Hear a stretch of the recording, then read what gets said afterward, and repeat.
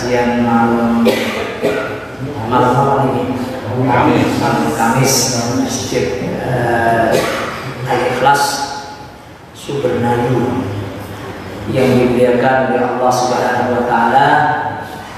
Tidak dapat kita untuk senantiasa bersyukur memuji Allah Subhanahu wa taala atas segala limpahan karunia nikmatnya kepada kita semua. Insyaallah semua sehat ya. Paling penuh waktu ya.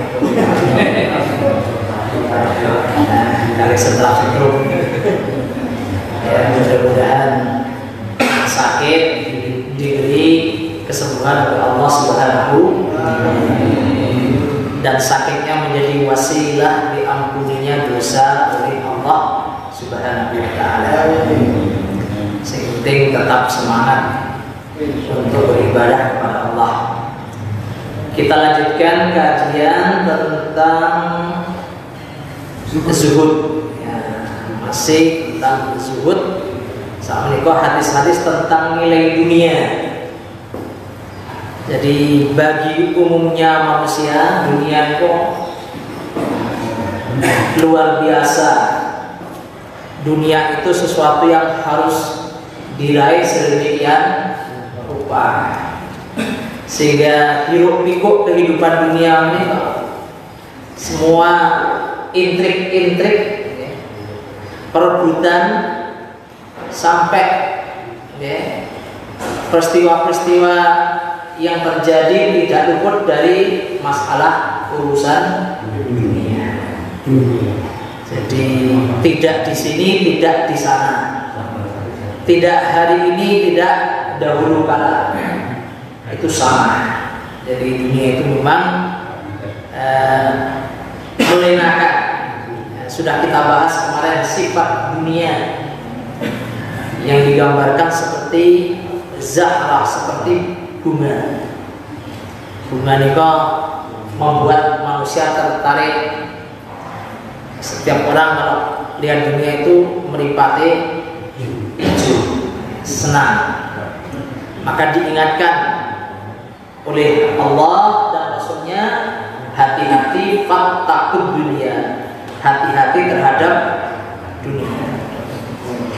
Setelah dikoncei, cara kita dikoncei, setelah ditimbang-timbang dengan timbangan zat yang menciptakan segala yang ada, ternyata dunia itu sangat remeh-temeh, sangat kecil nilainya. Jadi setelah kita diberitahu oleh Allah dan Rasulnya ternyata dunia itu sangat kecil. Contohnya ini diterangkan dalam beberapa hadis. Yang pertama, jadi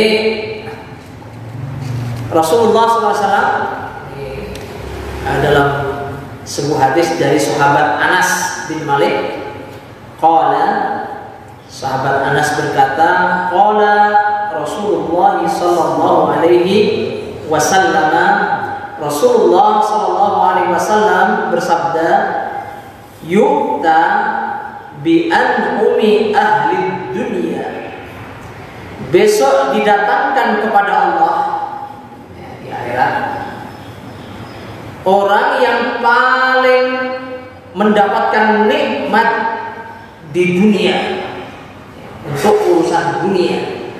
Bi an'umi ahli dunia, kalau urusan dunia dia orang yang paling banyak mendapat nikmat. Min ahlina, tapi sayangnya dia termasuk ahluna, orang yang masuk neraka, orang yang besok celaka. Tapi ketika hidup di dunia, orang ini wah luar biasa. Orang tahu ngerasa rekoso babat belas. Lain saja ya, sudah ya, orang tuanya kaya raya. Jadi urung lahir wis dijepaki apa-apa. Dia belum lahir, bahkan belum bikin orang tuanya itu sudah disiapkan segala halnya. Sudah usia sekian bulan, urung apa wis tukoke dolanan. Ya. Kemudian dibelikan apa nih yang disurung. Jadi bukan digendong, disuruh, masih kecil dan ya, kereta dorong. Dan harganya orang belum sing murah. Nah, awak dhewe kan paling enek dulure sing sugih. Terus dia tahu duit. Nah, terus boleh kelungsuran. Itu wae wis kelungsuran wis nomor 7. Jadi kalau ini enggak, semua yang baru. Jadi popok yang baru, tuku pokoknya mau toko biasa, belinya di yang mahal. Ya. Kamu kok podo wae. Kacake wong sithik tapi berkelas. Jadi ketika dewasa juga begitu, nggak pernah susah, nggak pernah mikir cari pekerjaan. Bahkan ketika saatnya bertanggung jawab, dunia sudah cepat Pak, dan dengan mudah meniti karir kesuksesan. Jadi nggak heran kalau ada orang, ya saya baru baca itu, siapa toh Pak Nadiem Makarim kok jadi menteri kok sukses. Nah, ternyata bukan orang beng-beng juga, jadi keturunan orang-orang yang juga sukses. Siapa tahu Pak Anies Baswedan itu? Nah, ternyata juga bukan keturunan orang-orang biasa, keturunan orang-orang yang ya sudah nek cara Jawa ini balung gajah. Jadi udah balung gajah, meskipun kehidupan tidak mesti ya, sing balung gajah ya mesti sukses, sing balung ora gajah balung petek. Yang tidak gajah terus balung apa coba? Balung petek itu lah makanan. Ceriping ya balung petek. Jadi orang-orang yang seperti ini, orang kebanyakan panganannya balung petek kan? Apalagi sate kere. Kita pingin sate terus sate kere. Pingin jajannya sego kucing. Jadi ya. Di hari akhir, di hari kiamat, orang ini fayusbabu finnari sibollah, oleh Allah dimasukkan ke dalam neraka, tapi hanya sak nyuan, sak celupan. Jadi tidak lama, hanya dimasukkan terus diangkat. Jadi dicelup ketok terus diangkat. Summa yuqalu, kemudian dia ditanya, ya bena Adam, hai anak Adam. Karena ceritanya anonim, karena ini kan hanya contoh, tidak disebut siapa namanya, ya maka disebut ibna Adam, anak Adam. Hal ra'aita khairan qattu, apakah kamu pernah melihat kebaikan sedikit pun, meskipun sedikit? Tanya. Kalau logikanya, ya tentu akan bilang, oh iya, saya dulu di dunia itu hidupnya serba mewah, saya nggak pernah sengsara. Bapak saya itu orang sukses, dan saya juga punya istri juga keturunan orang sukses. Harta saya itu tidak habis untuk 7 turunan. Mestinya jawabannya begitu. Kalau kita pakai logika kita dalam kehidupan dunia, ternyata ketika ditanya seperti itu, hal mau bikin naimun qattu, pernah nggak kamu merasakan kenikmatan meskipun sedikit? Pernah nggak? Ternyata fayaqulu, dia menjawab, la wallahi ya Rabb, tidak, demi Allah sama sekali enggak pernah. Jadi orang yang paling nikmat di dunia, kalau sudah merasakan pedihnya siksaan neraka, meskipun itu hanya sekejap, itu lupa akan kenikmatan. Lupa. Kamu apa zaman yang dunia bermewah-mewah, ya. Jadi hidupnya penuh dengan kenikmatan. Tidurnya itu nggak pernah kayak dewe. Awak dewe tidurnya kloso sampai galer-galer. Bisa beli kasur, kasurnya ya tetap atos. Murah. Ya. Terus tuku sepiring bed, sepiring bednya jebol.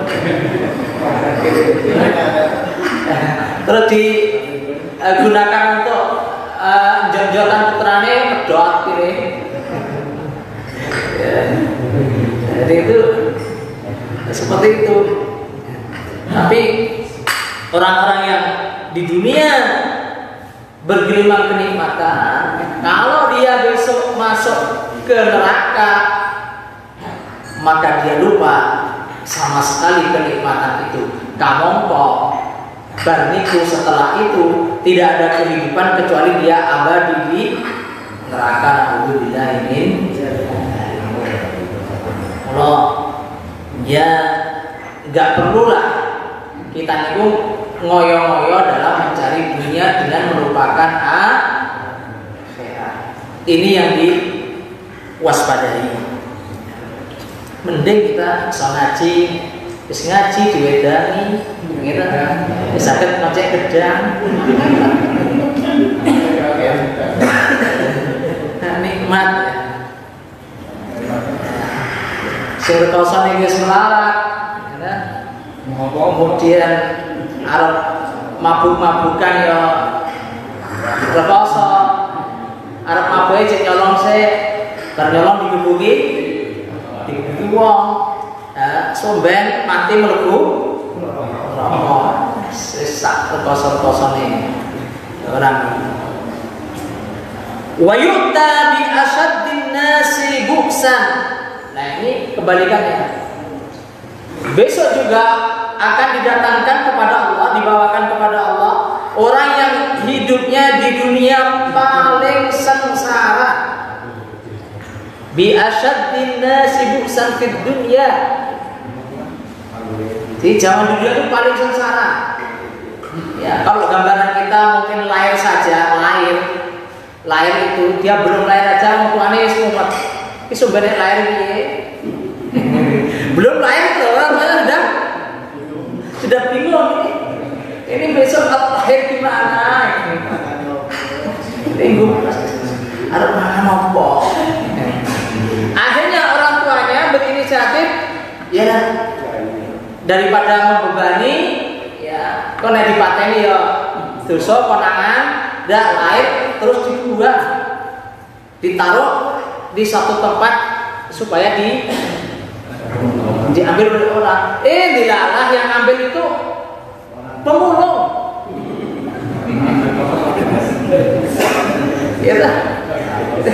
Jadi diambil oleh pemulung. Nah, kalau Nabi Yusuf itu dijual, diambil, kemudian dijadikan budak, tapi budaknya orang kaya, kemudian orang baik, kemudian dibebaskan.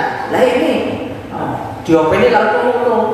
Ya rekoso pemulung ngamen, angger awan-awan dijak ngamen neng banjur digendong panas. Padahal aslinya bapaknya putih, kulitnya putih kan tiap hari dijak panas-panasan rekoso. Sekolah juga nggak bisa sekolah. Menjadi anak jalanan diajari menjadi anak jalanan. Amin. Hidup dengan kekerasan.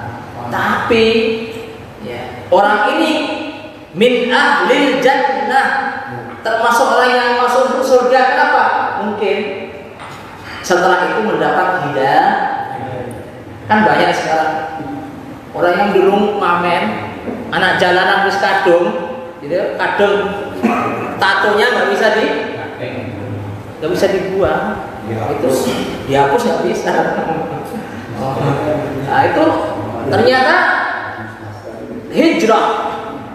hijrah kemudian mendapat hidayah. Wah, tatonya sini gambarnya Raja Wali. Mantan gua tadi mau print.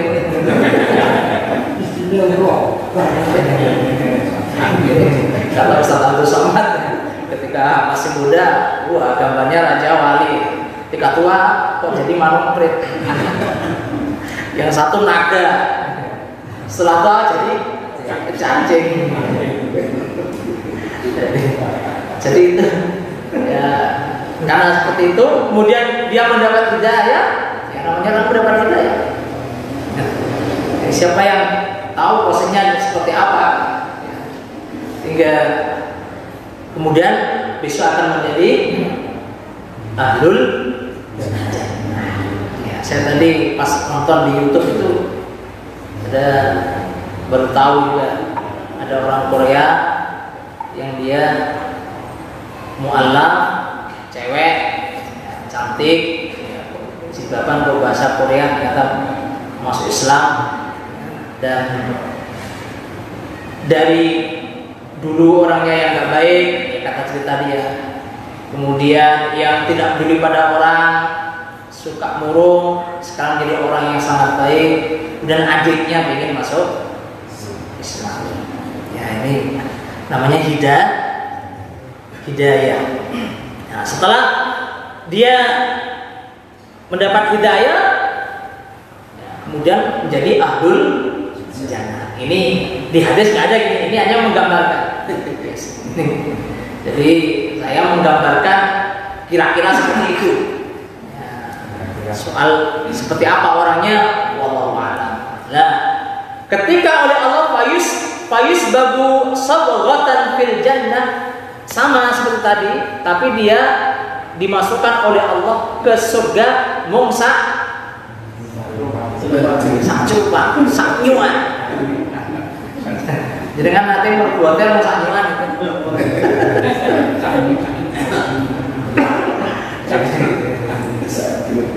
Jadi masuk hotelnya Raja Salman yang di Bali, ya, yang dulu nginep di Bali satu malam 60 juta, ya, pernah sungi 60 juta ya. Terus isinya apa? Itu dimasukkan hanya sebentar. Lalu fayuqalu lahu, ditanyakan padanya, ya bena Adam, hal ra'aita bu'san qattu, hei anak Adam, apakah kamu merasakan atau melihat kesulitan dalam hidupmu meskipun sedikit? Hal marra bika syiddatun qattu, pernahkah kamu merasakan kesulitan dalam hidupmu? Pernahkah kamu merasakan penderitaan dalam hidupmu meskipun sedikit? Fayaqulu la, dia menjawab tidak. Padahal uripe apa?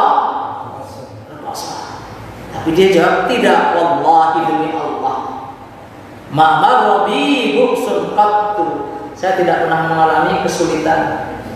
Wala ra'aitu syiddatan, itu melihat pun tidak pernah.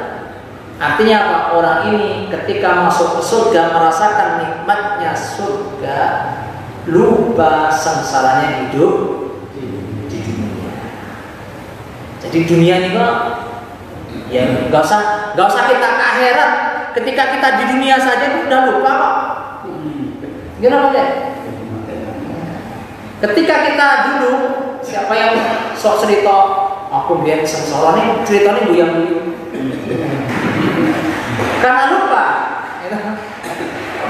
atau yang sekarang kosong, padahal dulu pernah sukses, ya bisa cerita tapi rasanya kayak selalu, ya monokai, dia agar kemana-mana itu sugih orang. Karena uangnya banyak.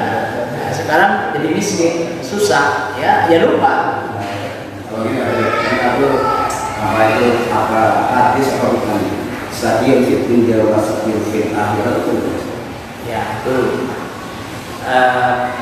kayaknya ada potongan dari syaqiyun fid dunya. Orang yang syaqiyun itu celaka di dunia, wa syaqiyun fil akhirat, celaka di akhirat. Ini cilaka-cilaka di wong tadi.